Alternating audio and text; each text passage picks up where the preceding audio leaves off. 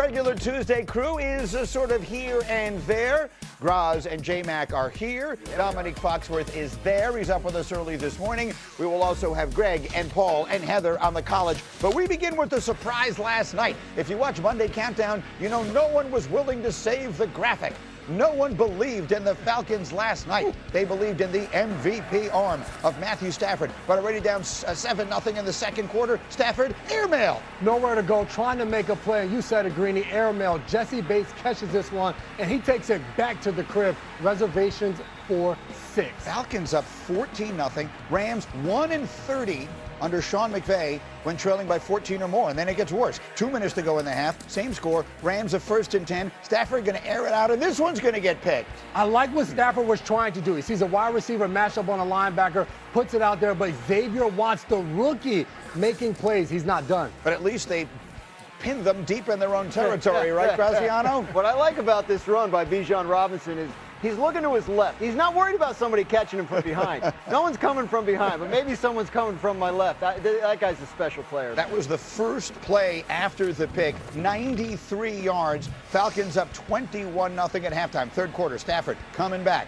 They'd already kicked a field goal, and now they've got this touchdown to Terrence Ferguson. And so the Rams offense showing life. It's 24-10. Late in the third quarter, Zane Gonzalez from 37 yards. Jared Verse has other ideas. Sometimes you just got to take over and make a play. Jared Verse slides on the inside, basically unblocked, picks it up and takes it back. But you're going to see him as he's running, enough speed to look to the sideline and mimic an old Tyreek Hill and throw up the deuces to that old Falcon sideline as he's jetting down there. Remember, the Rams fired their special teams coordinator last week, and now it pays off here. Fourth quarter now. Rams going for it, 4th and 2. Stafford back to throw. Dan, he's picked again. 3 times in a game I don't know, you don't need, but, like, you know, if you want us to take it seriously, you need it. I don't know, man. Looked like it was a pick 6 for Xavier Watts, but wait, take another look. By those 6 inches, he's out of bounds, and they don't wind up capitalizing. They punt it back, so the Rams are still in the game. And where are they going to go? They're going to go to Puka Nacua. Little screen, 11 yards later. We are tied at 24. Nacua and his buddy Devontae celebrating. So where do we go? 44 seconds left in the game. Tied up. Falcons on a 3rd and 1.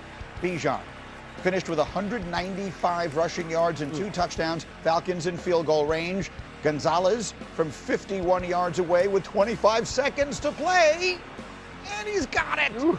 So the Falcons, Arthur Blank, Stuyvesant High School, 27-24 Falcons, 10 seconds left. Rams a 3rd and 10, desperation time. Puka Nacua is going to make what looks like one of the great catches you will ever see on the sideline, but J-Mac, take a closer look. An unbelievable effort by Puka Nacua, but when you see this one in slow motion, clearly the ball comes loose right there, and by the time he regains possession, he's already out of bounds. It's a great job of holding the hand away from the football. So 5 seconds left. It's 4th down. Clock's going to run out anyway. And then his pass to Nacua, which is incomplete. But again, it wouldn't have mattered. And so stunningly, the Rams go to Atlanta and lose.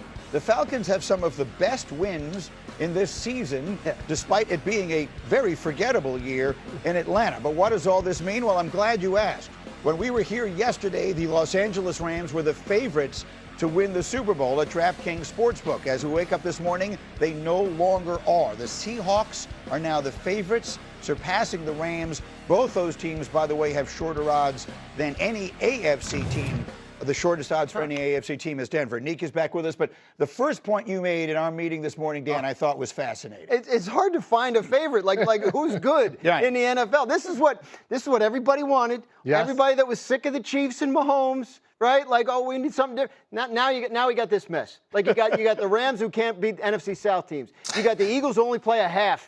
Like who do you like in the NFC? Who do you even like in the AFC? I think it's going to be a wild postseason. The idea that graphic, that the Super Bowl favorite graphic was affected that much by the Rams not picking up a loose ball in the end zone on a 2-point conversion on a Thursday night in Week 16. It just tells you everything you need to know about the way this postseason shapes. Well, and that play might wind up changing absolutely everything. Instead, it could have been the Rams playing for the 1 seed. Now they're going to be the 5 or the 6. Dominique, how about that? How about the idea that all of a sudden there is no clear-cut favorite in the NFC or anywhere for that matter? Yeah, this season is very different from any football season we've seen in recent history. It happens from time to time, and I think it's exciting and unique, but I do feel like, Dan, I miss having that one team like the Eagles were last year. It was so fun watching teams try to take them on and watching that team be challenged and have some kind of historical context where it's like, how will we remember this team, or how will we remember this franchise? It depends on what happens in this playoffs. It kind of feels like whoever gets the bye, whoever gets the first round bye, I feel like is who I'm rooting for. There will be no major historical context. We're not going to talk about Hall of Fame implications for a particular quarterback or anything like that. We're just going to say, hey, 2026, that was a weird Super Bowl, wasn't it? That's what it feels like we're setting up for. Perhaps. But in the midst of that point, of that larger point, I think Nick also makes a very interesting smaller point. If there is no one team you love, then the one you like is the only one that only has to win 2 games. And that's what matters most. And to you guys' point, you want that one team that's the favorite. I'm on the other side of it. I like to see who's going to come out of wide all open. This. I love the fact that when you go into a Sunday, all of us experts on TV, where we can say, hey, you know what? The Chiefs dynasty, blah, blah, blah. No, you can't say that. You have no idea who's going to win on any given Saturday or Sunday for that matter. And I think that's what makes our sport so much fun compared to the other ones. Because right now, there is no juggernaut that you can bet all your money on. You got to sit there and watch and see how it all plays out. It's an argument we had a lot in the NBA over the years, right? Like there was the Warriors dominance good or bad for the sport, the eras of Lakers dominance good or bad for the sport. At the end of the day, we don't get to choose that. We just get to live within the season in which we are existing, and that is this season. So at this moment in time, Dan, if I asked you, who's the best team in the NFC? What is the answer? The winner of Saturday's Seahawks-49ers game? You'll go with the one. You sound convinced, Dan. I love it. Right. No, but I think that's a reasonable answer. I think that's right, and I don't know which one of those teams is better. I would probably say Seattle, just based on the way the season's gone. But here comes San Francisco sneaking up on the whole world after a year in which everybody was hurt, except Christian McCaffrey somehow. And now they're a game away from getting the 1 seed. You talk about narratives and how teams could be remembered, Neek. If the 49ers win it all, this is the one that stamps Kyle Shanahan, right? And Christian McCaffrey, like a career-defining accomplishment. If that were to happen, if the Seahawks did it, then is Mike McDonald the defensive McVay? I mean, there's all kinds of narratives that could come out of this. But and the resurrection of Sam Darnold will be a delightful story. Sam Darnold. Yeah, but Neek, so I jotted it down. We know who the 7 teams in the NFC playoffs are going to be. Okay, so we've got 3 teams that have what we think are legit defenses. Seattle, the Eagles, and I think the Rams. Now, they just gave up a lot of points, right? But, I mean, we like their defense. Up front, but on the back end, if they don't get to the passer, they're okay, fair enough. So maybe we got 2 teams that have spectacular offenses and almost no defense. That's the Bears and the 49ers. Then we have the Packers, who unfortunately are just limping to the finish here. They haven't won a game since they lost Micah. And then I don't know how seriously anyone is going to take the champion of the South, not very, whoever it is that gets into the playoffs. So, Neek, that's sort of the way, as I was trying to figure out the distribution of teams in the NFC, that's the way I wrote it down on a piece of paper. What do you think? Yeah, I mean, I think that we kind of talked about whoever has the bye is the team that you believe in. But if you ask me just to pick for any given Sunday that I want to win in the playoffs, I kind of hate to say it because we've been kind of ridiculing them all year, at least their offense. But it's the Eagles, man. The way that defensive front played against the Bills and one of the best offensive lines that we have in football right now, they just kind of played really well on the defensive side of the ball. And we know that they have playmakers on offense. Even in those terrible conditions, we saw A.J. Brown and Devonta Smith make some big catches and some big plays. We've seen Jalen Hurts do it in the biggest moments. While they haven't been great this year and that O-line is not special, I look around at the rest of the teams and I'm like, I trust that D-line in that secondary of the Eagles to keep them in every game. They're not going to get blown out. They're going to be close. There's situations where I can see these other teams having a tough time. I know you can say the same thing about the Seahawks defense, but their offense can't run the ball and their quarterback struggles in big moments. I think the most emblematic thing about this NFC playoff field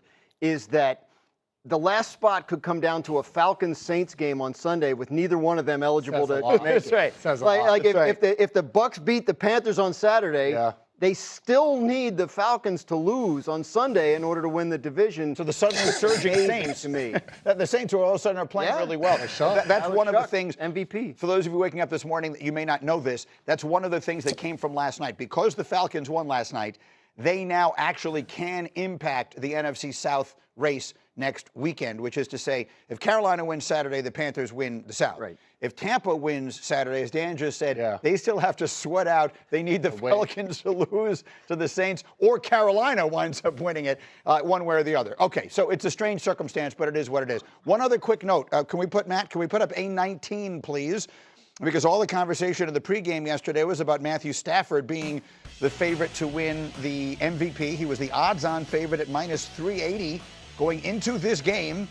Now, Drake May is the favorite at minus 400. Stafford is plus 300. So I asked the group to sort of say right now, if you were to make a pick on who would be your vote for MVP, who would you pick? And we went kind of down the middle. Which way did you go, J-Mac? I went with Drake May. I think the way he's played all season long, we continue to try to knock him down because of who they've played and all that other nonsense. Drake May he's not the one who put the schedule together. Right. You put him out there, he knocks them all down. You saw the performance this past week against the Jets. But nonetheless, he was out there balling, throwing touchdown passes. I think his ascension in year two, what he's been able to do with Josh McDaniels and the way Matthew Stafford performed last night, now to me makes Drake May the MVP favorite. And I think he'll probably win it at this point. I mean, unless there's residual Stafford votes for the lifetime achievement thing they wanted to give him. But Christian McCaffrey, we mentioned this, the 49ers have come from nowhere to be on the verge of the 1 seed. This guy has kept it all together. He is 7th in the league in catches, not among running backs.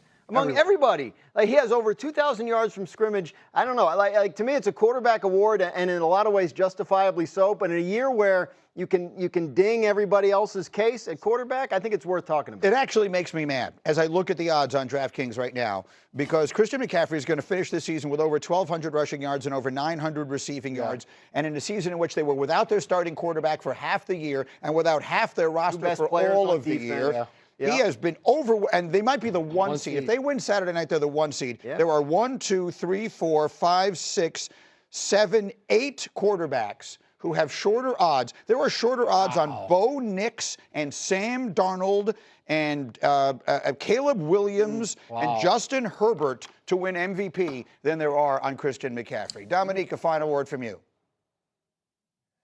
Well, I said Matt Stafford, but you just changed my mind. Like, I don't want to live in a world do where only quarterbacks can win this award. Like, it's a terrible world to live in. I think Christian McCaffrey probably could have won it a couple years ago when Lamar won it, but we always give it to a quarterback. Like, his impact is not just statistical. The impact that he has on the game, you can see it opens people up because it draws the linebackers up. Like, I think there has to be a rethinking of the way that we look at this award. But right now, I think that we're going to give it to the quarterback on a good team who put up great numbers, because that's what we always do. And like, to be frank, like, they are honestly more valuable. Like, having a great quarterback is going to be more